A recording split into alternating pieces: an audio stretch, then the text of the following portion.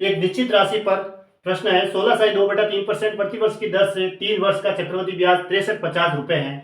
इसी राशि का उसी दर पर 5/2/3 वर्ष के लिए साधारण ब्याज क्या होगा। चक्रवृद्धि ब्याज दे रखा है 3 वर्ष का।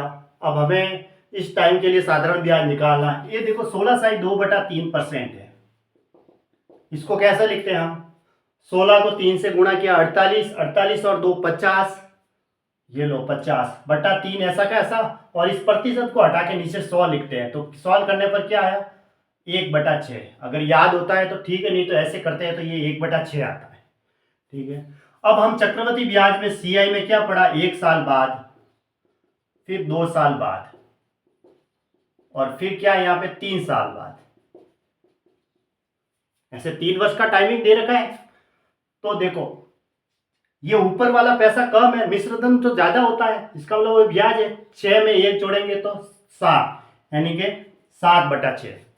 6 से 7 हुई, ऊपर वाला ज्यादा करना है वो मिश्र धन है, और कम पैसा होता है वो मूलधन, और इन दोनों का अंतर ऊपर होगा वो ब्याज होगा। मतलब जैसे ये कम आया ना नीचे से, तो इसका मतलब ये ब्याज था।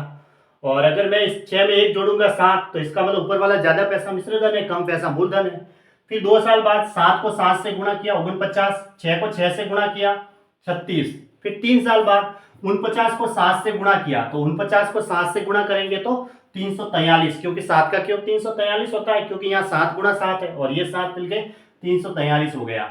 36 को देखो 6 गुणा 6 है, और ये 6, तो 36 हो गया। 6 का क्यूब 36 को 6 से गुणा किया तो 6 का क्यूब हो गया, तो 216 हो गया। ऐसे अब ये कम पैसा नीचे वाला मूलधन, और ज्यादा पैसा है ऊपर वाला वो मिश्र धन है। अब मैं इन दोनों का अंतर लूंगा तो वो सीआई आएगा। 343 में से 216 घटा दो, 7, 3 में से क्या 2, 127। हमें क्या दे रखा है, चक्रवृद्धि ब्याज दे रखा है, और ये सीआई आ गया। मैं मूलधन निकाल देता हूँ, क्योंकि मूलधन से मैं साधारण ब्याज निकाल लूंगा। हमें देखो चक्रवृद्धि ब्याज दे रखा है 6350 रुपए, यानी कि 127 की वैल्यू दे रखी है 6350 रुपए। इसको मैं काटता हूं तो ये 5 बार कटा, और ये पीछे 0, यानी 1 की वैल्यू आई 50 रुपए के बराबर। मुझे चाहिए मूलधन, मूलधन निकाल देता हूं 216। तो 216 की वैल्यू क्या होगी, 216 गुणा 50 रुपए, ये मूलधन आ गया। अब इसी राशि का, यानी कि ये जो मूलधन आया ना, इसी राशि का उसी दर पर, दर वही लिखनी है जो हमने रखी थी 1/6, यानी 16/2/3%।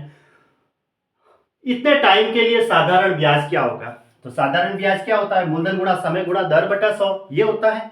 तो मैं डायरेक्ट ऐसा ही निकाल देता हूं, ऐसा ही बराबर मूलधन कितना आया 216 गुणा 50 गुणा, अब टाइमिंग क्या दे रखा है, 5 को 3 से गुणा किया 15, 15 और 2 17, तो 17/3 टाइमिंग है। अब दर बटा 100 लिखते हैं। देखो ये प्रतिशत हटता है ना, तब नीचे 100 आता है। ठीक है, अब इस मैंने को प्रतिशत को हटा के सॉल्व किया तो ये 1/6 आया था, तो मैं डायरेक्ट 1/6 ही लिख देता हूं ऐसे।